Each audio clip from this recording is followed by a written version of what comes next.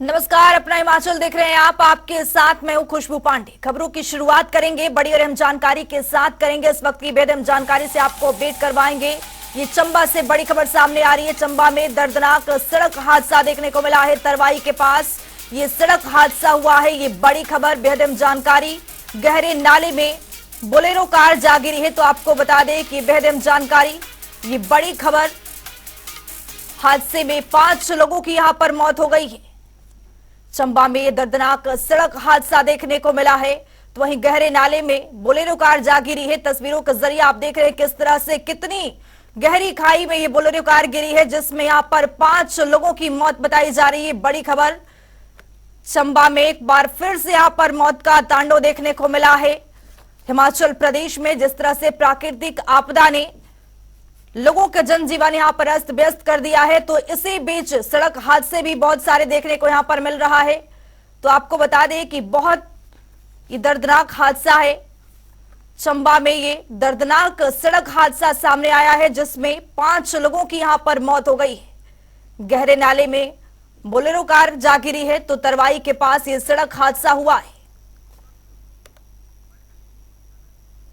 तरवाई के पास एक पहाड़ है जो हमने अग्रिम में पीडब्ल्यूडी को सूचना दी थी।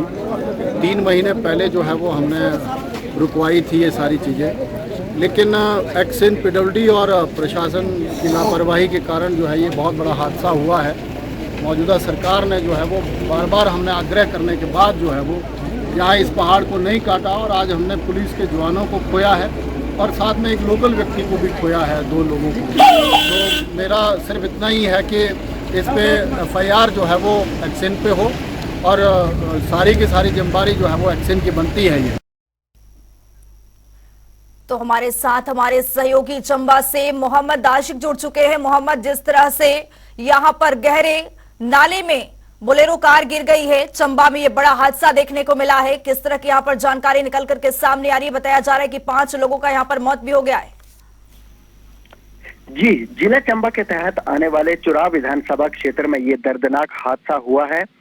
इस हादसे में प्रारंभिक जांच में 5 लोगों की मौत हुई थी, परंतु अभी जो पर्याप्त जानकारी मिली है उस जानकारी के अनुसार 7 लोगों की यहाँ पर जो है वो मौत हो चुकी है। जी, यहाँ पर तरवाई के पास ये दर्दनाक हादसा हुआ है। बताया जा रहा है कि बैरागढ़ से सनवाल की ओर ये गाड़ी जा रही थी, जिसमें कि 9 पुलिस के जवान भी सवार थे और अन्य 4 लोग सवार थे। हालांकि अभी जो पर्याप्त जानकारी मिली है, इस जानकारी के अनुसार 7 लोगों की यहाँ पर मौत हो चुकी है। हालांकि मौके पर चुराव विधानसभा क्षेत्र के भाजपा नेता, जो भाजपा के विधायक हैं हंसराज, वो भी यहाँ पर पहुंचे हैं और उन्होंने लोक निर्माण विभाग पर कई तरह के आरोप लगाए हैं और सरकार को भी यहाँ उन्होंने घेरा है। जी मोहम्मद, जिस तरह से यह हादसा हुआ है, क्या कुछ कारण बताया जा रहा है, किस तरह से यह हादसा हो गया? देखिए, हादसे की प्रारंभिक जांच में पाया गया है कि यहाँ पर पहाड़ी दरकने से जो है ये हादसा हुआ है, परंतु अभी तक जो पुलिस है वो इस मामले की जांच में जुट गई है। हालांकि जिला चंबा के उपायुक्त अपूर्व देवगन और SP चंबा अभिषेक यादव भी मौके के लिए रवाना हो गए हैं। कुछ ही देर में वो मौके पर पहुंचेंगे और हादसे की पूरी जांच करेंगे कि किस वजह से ये दर्दनाक हादसा पेश आया है। जी, बहुत शुक्रिया मोहम्मद आशिक तमाम जानकारी साझा करने के लिए। तो चंबा में दर्दनाक सड़क हादसा देखने को मिला है, जिसमें 7 लोगों की मौत हो गई।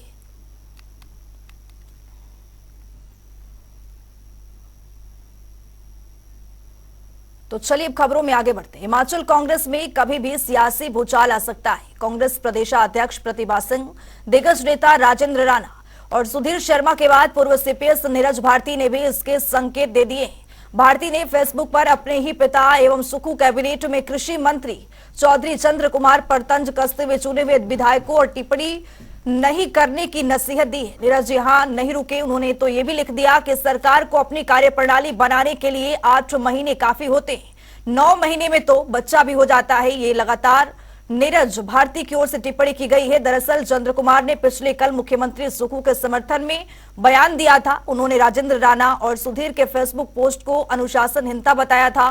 इस पर नीरज भारती भड़क गए थे। उन्होंने चंद्र कुमार को खरी खोटी सुनाई। उन्होंने लिखा कि अपनी पार्टी के चुने हुए प्रतिनिधियों पर तंज कसने से अच्छा है कि आप अपने जिले पर ध्यान दें। चलिए आपको सुनाते हैं कि मंत्री चंद्र कुमार ने क्या कुछ कहा है। आपको के दिल में कोई ऐसी बात है, आप मुख्यमंत्री से मिलिए, उसके दरवाजे खुले हैं।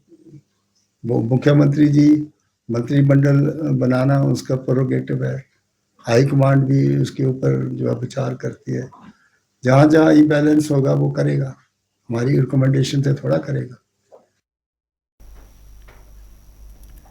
तो हमारे साथ चेतन वरागता, प्रवक्ता बीजेपी, हमारे साथ जुड़ चुके हैं। चेतन वरागता जी, आपका बहुत बहुत स्वागत है जनता टीवी में। बहुत बहुत धन्यवाद, बहुत बहुत धन्यवाद। चेतन वरागता जी, जिस तरह से यहाँ पर नीरज भारती का एक पोस्ट लगातार वायरल हो रहा है, वो ये कह रहे हैं कि विपक्ष का जो समय था वो सुखी समय था, किस ओर संकेत माना जाए इनका? देखिए, मैं पहले भी बोला है और आज मैं इसको फिर दोहरा रहा हूँ, all is not well in Congress. ये लगातार कुछ दिनों में कंटिन्यूस अटैक इन्हीं के नेता, इन्हीं के विधायक, इन्हीं के मंत्री ओपन फोरम में आके बोल रहे हैं। कुछ दिन पहले सुधीर शर्मा जी और राजेंद्र राणा जी ने अपनी पार्टी को अटैक किया। नीरज भारती जी का ये दूसरा एक ऐसा पोस्ट आया। कुछ दिन पहले उन्होंने फेसबुक पे लिखा था कि कुछ भी नहीं हो रहा है और सरकार के कुछ लोग हैं जो पैसा देकर ट्रांसफर कर रहे हैं। अब उनकी ये दूसरी पोस्ट आ गई है कि उनके कार्यकर्ताओं की अनदेखी हो रही है। और इससे पहले आपको ध्यान होगा, जैसे 2 दिन पहले राजेंद्र राणा जी ने जो कंपैरिजन था सुक्खू जी का दुर्योधन के साथ कर दिया महाभारत का। तो अब ये हालत है इन लोगों की, चीजें ठीक नहीं है। व्यवस्था परिवर्तन की जो बातें करते थे वो धड़ाम से अब गिर चुकी है। और अब लोग, हम लोग भी, विपक्ष भी, और जो आम जनमानस है हिमाचल प्रदेश का, वो ये पूछ रहा है कि सुक्खू भाई 10 गारंटियां कितने पाई। जी, चेतन वरागता जी, हमारे साथ प्रेम कौशल, मुख्य प्रवक्ता कांग्रेस, जुड़ चुके हैं। प्रेम कौशल जी, आपका जनता टीवी में बहुत बहुत स्वागत है सर। थैंक यू खुशबू। प्रेम कौशल जी, कांग्रेस में ये क्या कुछ देखने को मिल रहा है? पहले राजेंद्र राणा और फिर अब नीरज भारती का जो बयान आ रहा है, किस ओर संकेत है, क्या कुछ कहना चाह रहे हैं? राजेंद्र राणा जी की पोस्ट को लेके जो लड्डू भारतीय जनता पार्टी के मन में फूट रहे हैं जी, वो समझ से परे है। मैं अभी चेतन जी की बात सुन रहा था, इन्होंने कहा कि दुर्योधन कहा सुक्खू जी को। ये कैसे, उनके पोस्ट पे कौन सा ऐसा शब्द, कौन सी ऐसी लाइन है जिसमें उन्होंने सुक्खू जी का जिक्र किया है?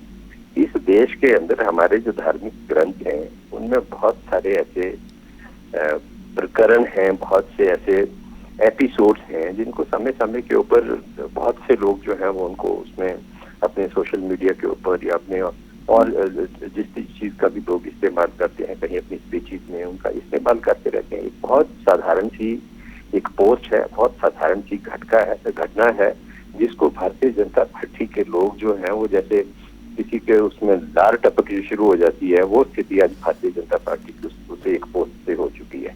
उस पोस्ट का कोई राजनीतिक मतलब नहीं है, कोई मायने नहीं है, ना उन्होंने किसी को निशाना बना के रख दिया है। उन्हें खुद उसके ऊपर स्पष्टीकरण दे दिए कि वो समाज को एक संदेश देना चाहते हैं।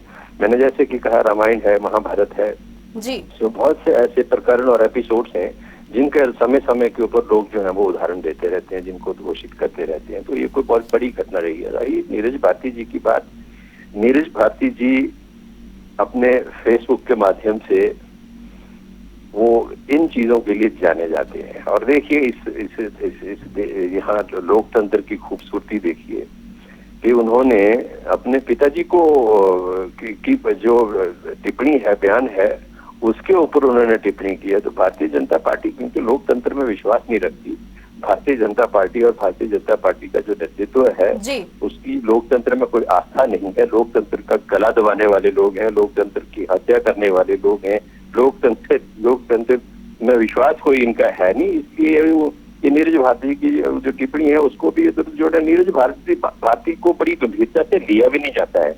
वो कभी भी किसी के बारे में भी कुछ भी कह देते हैं। भारतीय जनता पार्टी के लोग भी कई बार उनके खिलाफ FIR करा चुके हैं।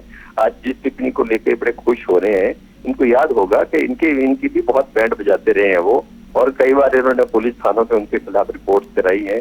तो ये सुमन भारती, नीरज भारती जी जो है वो करते रहते हैं, उनको शौक है इस तरह की टिप्पणी करने का। तो हम तो उनकी टिप्पणी को गंभीरता से नहीं लेते। और राजेंद्र राणा जी का जो पोस्ट है वो एक साधारण पोस्ट है जिसको भारतीय जनता पार्टी जो है उसका एक राजनीति करने का प्रयास कर रही है। और प्रेम लेकिन कौशल वो जी। जी अब सीधे सीधे सुखू सरकार पर ये वार है नीरज भारती का। आप कह रहे हैं कि ये बहुत ही सिंपल है, बहुत ही साधारण है, उनका पोस्ट इस तरह का वायरल होना।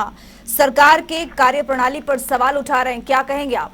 वो तो ये कह रहे हैं कि 8 महीने में 8 महीना सरकार के लिए बहुत कुछ होता है। मैं ये कह रहा हूँ कि नीरज भारती हमेशा से, कोई भी सरकार हो, उनका जो स्वभाव है वो विद्रोही किस्म का है। मैं ये कह रहा था कि भारतीय जनता पार्टी की सरकार के खिलाफ भी बहुत ऐसी टिप्पणियां वो कर चुके हैं जिनकी वजह से भारतीय जनता पार्टी के नेताओं ने उनके खिलाफ कई बार थानों में रिपोर्ट, आपको याद होगा संजौली पुलिस स्टेशन में उनको बुलाया गया, वहां उनसे तहकीकात की गई। तो इस तरह के पोस्ट डालने के लिए नीरज भारती जो है वो जाने जाते हैं, उनको गंभीरता से नहीं लिया जाता। अच्छा, गंभीरता से नहीं लिया जाता है। चेतन प्रगटा जी, आप सुन रहे थे, कह रहे हैं कि प्रेम कौशल जी का ये कहना है कि वो तो पोस्ट इसी तरह से वायरल करते रहते हैं, कई पोस्ट करते रहते हैं। ये तो बीजेपी के कार्यप्रणाली पर भी उन्होंने सवाल उठाया था। क्या कहेंगे आप सुन रहे थे इनको?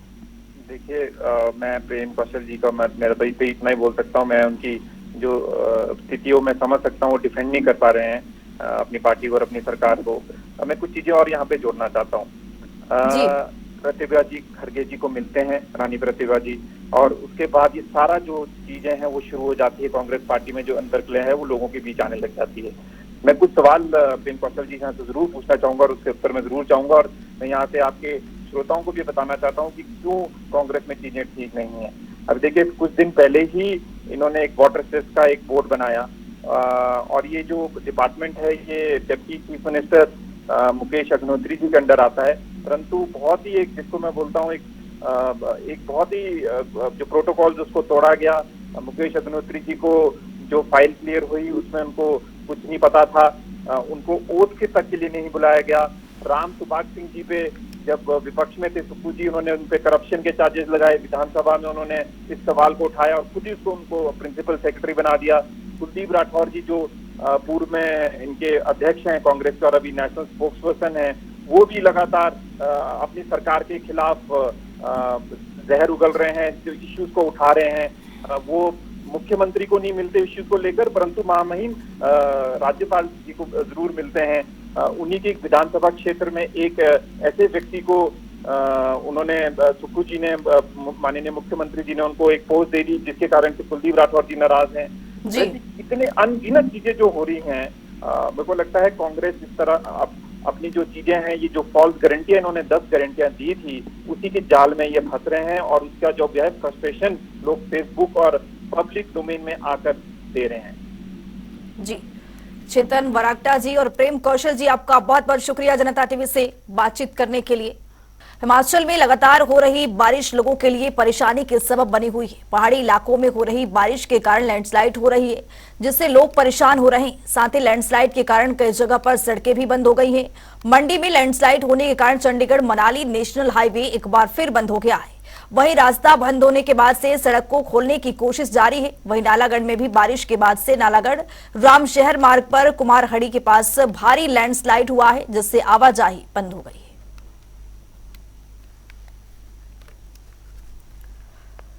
तो ये 4 तस्वीर आपके सामने, बिलासपुर, मंडी, नालागढ़, सोलन, जिसमें कई जगहों पर यहां पर मार्ग बंद हो गए हैं। पहाड़ दरकने से लोगों में काफी दहशत है। तो आपको बता दें कि जिस तरह से यहां पर प्राकृतिक आपदा आने के बाद से लैंडस्लाइड का जो मामला देखने को मिल रहा है, वो कई जगहों पर हो रहा है। बिलासपुर, नालागढ़, मंडी, सोलन, ये 4 तस्वीर आपके सामने है।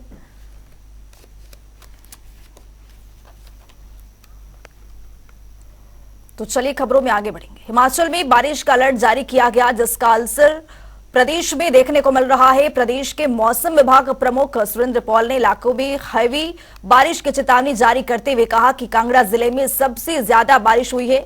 इसके अलावा हमीरपुर और बिलासपुर में भी भारी बारिश हुई है। अगले 4 से 5 दिनों में मॉडरेट बारिशें होंगी।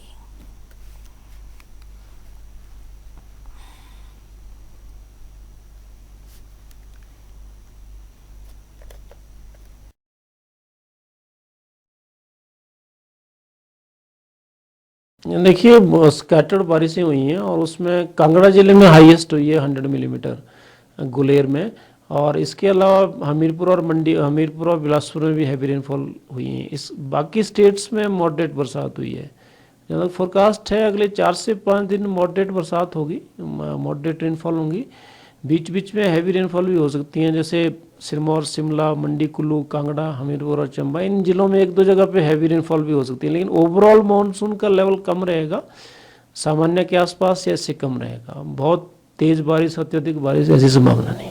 सर कोई फ्लैश फ्लड या लैंडस्लाइडिंग की वार्निंग भी इशू दी गई है? उसकी वार्निंग अभी है, क्योंकि काफ़ी कंटिन्यूस रेन्स हुई हैं, तो फ्लैश फ्लड, क्लाउड बर्स्ट और लैंडस्लाइड की बिल्कुल प्रोबेबिलिटीज आने वाले समय में भी बनी हुई हैं। ठियोग में टला बड़ा हादसा। शिमला के चौपाल में बारिश परेशानी के सबब बनी हुई है। लैंडस्लाइड की चपेट में स्कूली बच्चे कीचड़ के दलदल में फंसे हुए हैं। तो आपको बता दें कि स्थानीय लोगों ने यहां पर बच्ची को रेस्क्यू किया है। तो कीचड़ के दलदल में स्कूल के बच्चे यहां पर फंसे हुए हैं। तस्वीरों के जरिए आप देख रहे हैं एक बच्ची किस तरह से यहां पर दलदल में बिल्कुल फंस चुकी है। बहुत ही दर्दनाक और बेहद ही गंभीर तस्वीर।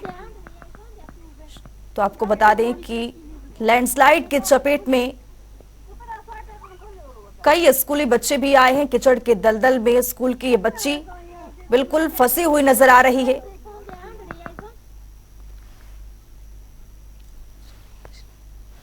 तो हमारे साथ ठियोग से हमारे सहयोगी सुरेश शर्मा जुड़ चुके हैं। सुरेश, जिस तरह से यहाँ पर एक बच्ची बिल्कुल दलदल में फंसी नजर आ रही है, लैंडस्लाइड के चपेट में कई स्कूली बच्चे की फंसे होने की खबर है, क्या कुछ जानकारी है? यहाँ देर रात के समय ये बारिश एकाएक से शुरू हो गई है और देर रात से जो बारिश हुई है उसके लैंडस्लाइड का खतरा भी बना हुआ है। और सुबह के समय जब ये बच्चे स्कूल की तरफ जा रहे थे तो एकाएक से रास्ते में ये लैंडस्लाइड हुआ है और की चपेट में ये 3 बच्चे आए थे। हालांकि इसमें से 2 बच्चे थे वो सुरक्षित निकल गए थे आगे। हालांकि एक जो बच्ची है वो भी काफी कीचड़ में दब गई थी, लेकिन उसने रास्ता पार कर लिया था। और एक बच्ची कीचड़ में पूरी तरह से धंस गई थी और उसके बाद जो वहां पर स्थानीय लोग थे उनको मदद के लिए बुलाया गया और बड़ी मुश्किल से उस बच्ची को यहाँ पर रेस्क्यू किया गया, निकाला गया। और गनीमत ये रही कि ये जो लैंडस्लाइड हुआ इसका जो मलबा था, जो मिट्टी थी, बच्चे के सर के ऊपर से नहीं गुजरी, नहीं तो एक बड़ा हादसा यहाँ पर देखने को हो सकता था। लेकिन राहत यही है कि जो प्रदेश में बारिश हो रही है उससे स्कूली बच्चों को स्कूल जाने में अब अभिभावकों को भी कहीं ना कहीं चिंता सता रही है। बहुत बहुत शुक्रिया सुरेश शर्मा तमाम जानकारी साझा करने के लिए। तो लैंडस्लाइड के चपेट में कई बच्चे आ गए हैं कीचड़ के दलदल में। तस्वीरों के जरिए आप देख सकते हैं किस तरह से यहाँ पर एक बच्ची फंसी हुई है। बीते दिन पांवटा साहिब के सिरमौर जिले में सिरमौरदाली में गांव के बादल फटा था, जिसमें 5 लोगों की लापता होने की खबर थी, जिसके रेस्क्यू में प्रशासन जुटा भी था, लेकिन बारिश की वजह से बंद पड़ा था, जो बारिश के रुकते ही एक बार फिर शुरू हो गया है। हालांकि रेस्क्यू टीम ने मलबे में एक 8 साल की बच्ची और 65 साल के बुजुर्ग को शव निकाला है बाहर। बादल फटने की वजह से ये बड़ा हादसा यहाँ पर हुआ है। और सबसे बड़ी दुखदायी बात यह है कि 5 एक परिवार के लोग लापता हैं, उसमें से 2 की डेड बॉडी मिल गई है, 3 का अभी सर्च ऑपरेशन चल रहा है। मुख्यमंत्री जी से मेरा आग्रह है, निवेदन है कि आपने जो शेड्यूल चेंज किया है उसमें केवल 7 से 15 जुलाई तक का आपने समय दिया है और अभी भी बहुत ज़्यादा बरसात हिमाचल प्रदेश में हो रही है, कहीं बहुत प्रिय घटनाएं हो रही हैं। तो जो आपने शेड्यूल जारी किया उस शेड्यूल को आगे बढ़ाया जाए ताकि लोगों को प्रॉपर तरीके से राहत मिल सके। अब सोलन के चंडीगढ़ शिमला हाईवे पर जाबली के समीप पहाड़ गिरने का वीडियो सोशल मीडिया पर तेजी से वायरल हो रहा है। ये घटना आज सुबह की बताई जा रही है, जिसके चलते 4 लेन की एक सड़क पूरी तरह से बाधित हो चुकी है। वहीं सुबह 2:30 बजे चक्की मोड़ और तंबू मोड़ पर मलबा गिरने से राष्ट्रीय उच्च मार्ग पहले से ही बाधित चल रहा है।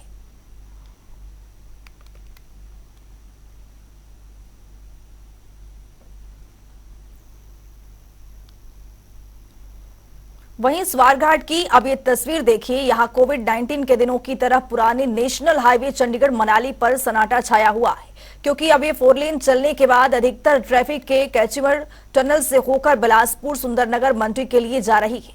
बहुत कम ट्रैफिक आने के कारण अब पुराना नेशनल हाईवे चंडीगढ़ स्वारघाट मनाली सड़क मार्ग सुनसान दिखाई पड़ रहा है, जिसकी वजह से वहां के दुकानदार और ढाबे मालिक पलायन करने को मजबूर हो रहे हैं।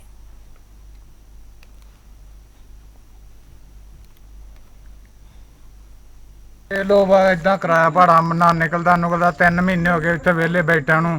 ये 4-5 बंदे ही ते उन्हां दा बेरोजगार बेचारियां दा चले गया। इसमें हमारा ही नहीं, जितने भी ढाबे थे इस रोड पर उन सबकी रोजी रोटी ख़त्म हो चुकी है। हमारे पास खुद 10-12 वर्कर थे, उनका परिवार यहाँ चलता था, और भी हमारे ढाबों से दूध वाला, दही वाला, हर चीज़ वाला, सब्जी वाला जुड़ा था। तो इसके जो एक रोटेशन बनी थी उसमें सबको वो है रोज़गार के लाले पड़ गए हैं। अब सरकार ने हमें वो भी नहीं बताया है कि चिन्हित कहीं स्थान हो। अब सरकार बोलती है अभी 100 मीटर के दायरे के बाहर बनना चाहिए। 100 मीटर के दायरे के बाहर कैसे बनाएगा आदमी? अगर मान लो मेरी यहाँ लैंड है, पीछे तो किसी और की होगी, हम उस पर नहीं कर सकते हैं। इसलिए सरकार को थोड़ा ध्यान देना चाहिए हमारी तरफ।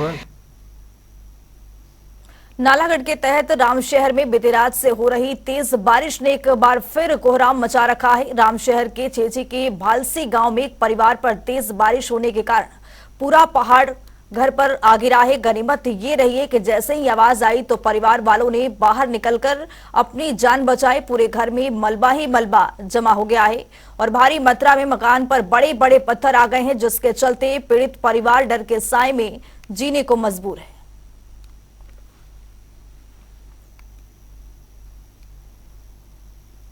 शिमला के दयानंद स्कूल की इमारत पर खतरा मंडरा रहा है। यहां ओल्ड बस स्टैंड के नजदीक हो रहे काम की वजह से स्कूल की एक इमारत पर खतरा बढ़ गया है।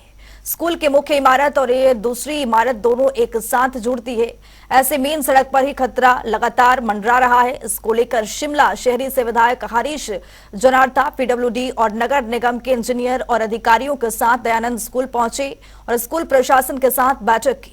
विधायक हरीश जनार्था ने कहा कि दयानंद स्कूल के एक हिस्से को हल्का सा नुकसान हुआ है। उन्होंने कहा कि जल्द ही क्षतिग्रस्त हिस्से की रिफॉरेस्टमेंट का काम करा दिया जाएगा।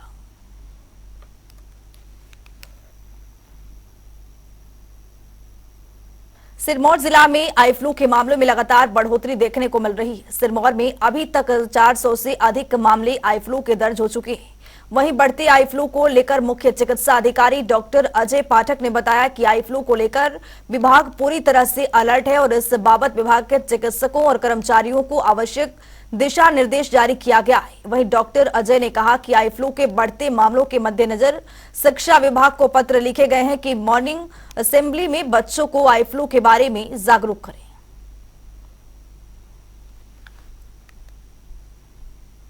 सिरमौर जिला में भी आई फ्लू के केसेस थोड़ा बढ़ रहे हैं। हमने पिछले कल से डेली रिपोर्टिंग शुरू की है। तो मेडिकल कॉलेज के अलावा पिछले कल जो हमारे पास रिपोर्ट हुआ था वो 87 केसेस हुए थे। उससे पहले 300 केसेस रिपोर्ट हुए थे। हम इस पे बारीकी से नज़र रखे हैं। 2 जगह हमारे पास आई स्पेशलिस्ट भी हैं, राजगढ़ में और उसके साथ साथ पांवटा में।